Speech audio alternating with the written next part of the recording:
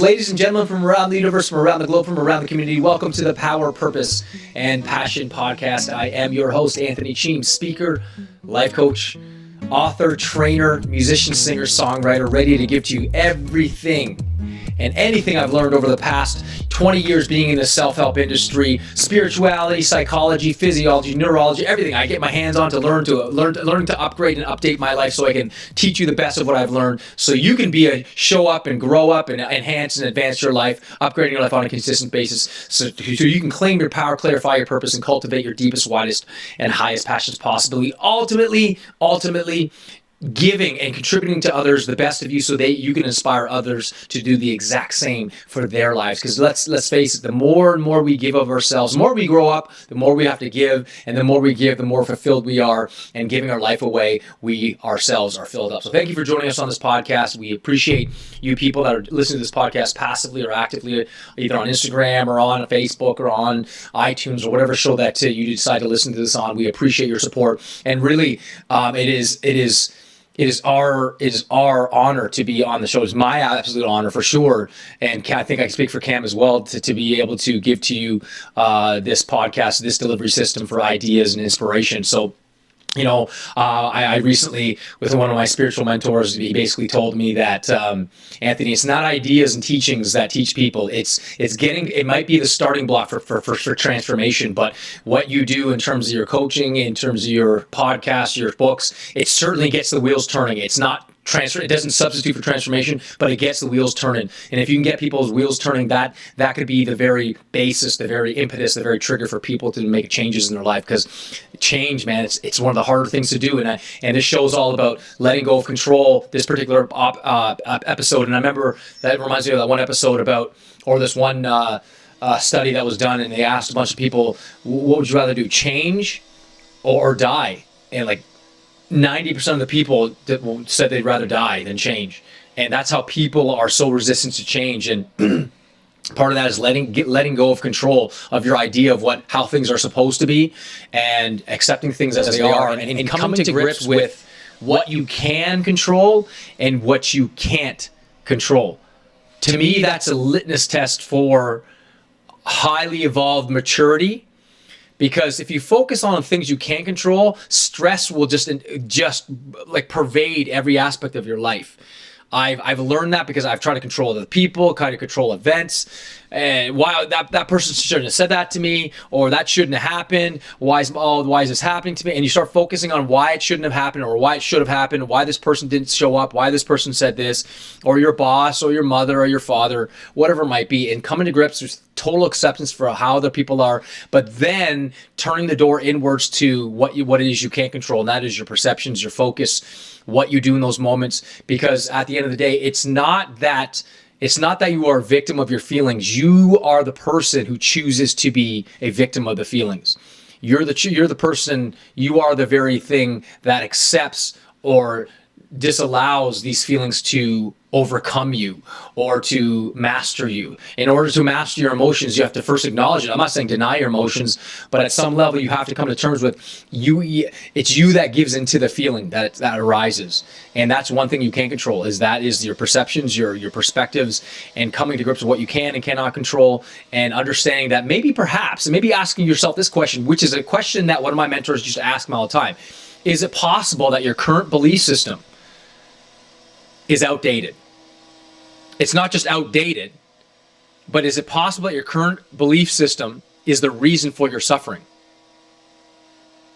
Question number 3, is it possible that your current belief system is holding you back from the real transformation you desire? Think about that for a second, you guys. Is your current, I didn't know how I worded that exactly, it just kind of came out, but is your current belief system the reason why you're suffering? Is your current belief system the reason why it's preventing you from actually transforming? It's some certain questions I was asked, and it was it's got me to think about, maybe my belief system isn't necessarily the reality of life. It's just a belief. It may not even be a fact. And it might be the very belief system that's holding me back from spiritual transformation or the success and happiness I desire.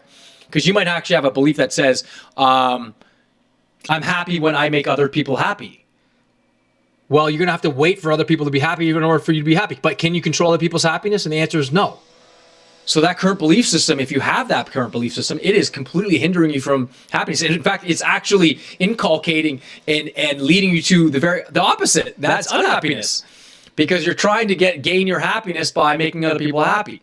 When in reality, you can't make other people happy. You can only insert what you can insert. You can only plant into the earth, soil, what you can plant. The rest is not up to you.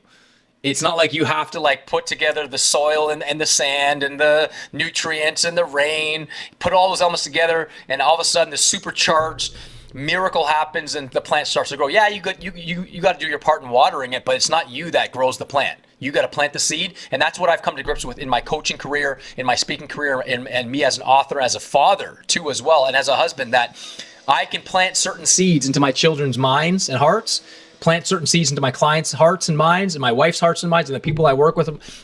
But it's not up to me to go out and nurture it and to cultivate that crop of abundance in the fall, so to speak, if you want to use that metaphor.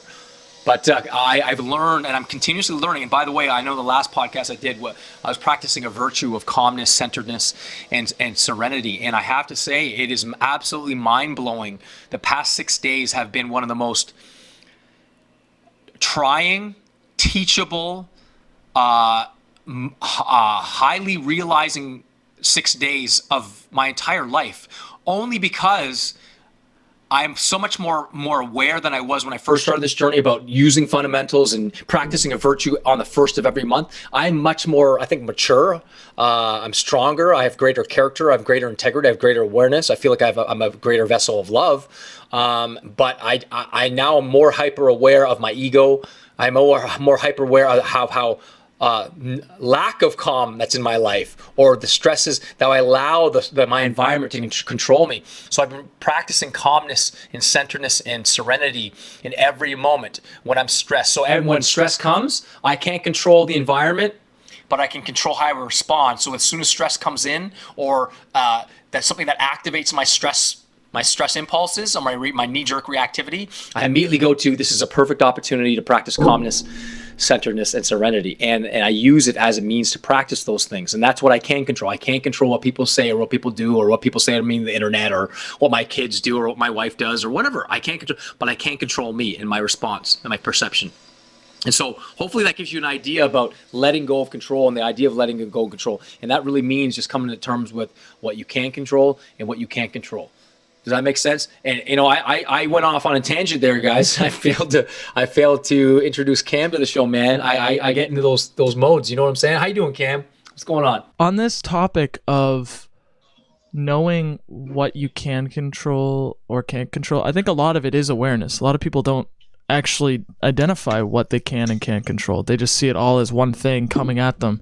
And I specifically took that note of victim mentality. Like, you can't necessarily fix anything if you see yourself as a victim. And so when you see something that you cannot control, are you still a victim? When you see something you can control, you're not a victim anymore. You have a way to change this. Yes, and also, if you are a victim in a certain area, there's always a way to look at it differently. Mm-hmm. So, in my own life, there are things I cannot control, but the way I look at it instantly is, this is given to me because I can learn from it. It's always I can learn from it. It's always, this is going to make my life better. It's going to make me better.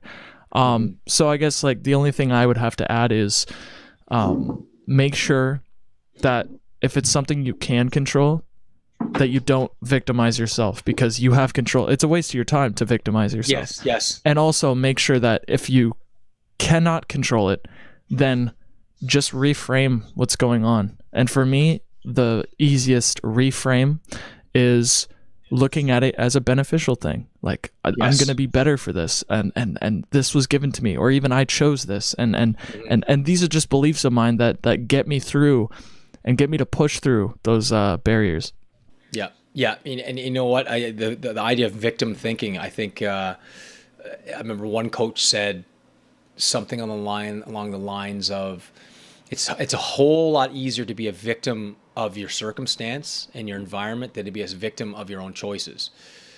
Because as soon as you are a victim of your own choices, then it's you. You have to look at you. It's easier. So you don't have to look at you. You can blame the environment, blame another person. But as soon as you say, well, no, this was me, then I got to be the one to take responsibility for making it better. But if I put my blame onto someone else, I'm a victim, I can't control it. It's okay. It's easier because I'm a victim of somebody hurting me, or somebody cheating on me, or someone betraying me, or someone lying to me, or someone. It's easier to be that way because that way that it's not me. But you are, in every single moment, you are in absolute control of you. You have that capacity. The question is, are you tuning into that capacity and looking at that? And I even remember there's a Stoic that was teaching one of his students about this, and the student was going through a very rough time, and he was scared and stressed out. And then the master did something brilliant. He put a handkerchief in front of his face. And he asked the student, "What do you see?" And he says, "Darkness." And he said, and then he pulled the handkerchief away, and he said, "Were you scared?" And he said, "No." He goes, "So what does it matter what the cause of the darkness is? You're going to have dark times. It doesn't matter what causes the darkness. What matters is that you go through the darkness. It doesn't matter what's causing the darkness. It's whether you are navigating yourself through the darkness and you're learning whatever lesson you need to learn through the darkness, and then tuning into what you do have control over.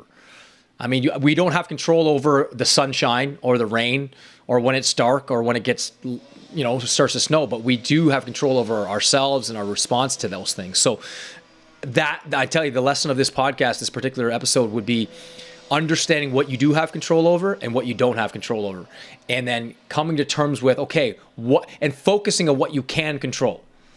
So the past 6 days for me has been a lesson of going inward rather than outward to what other people are doing or what people are saying or what the environment is or what the weather might be.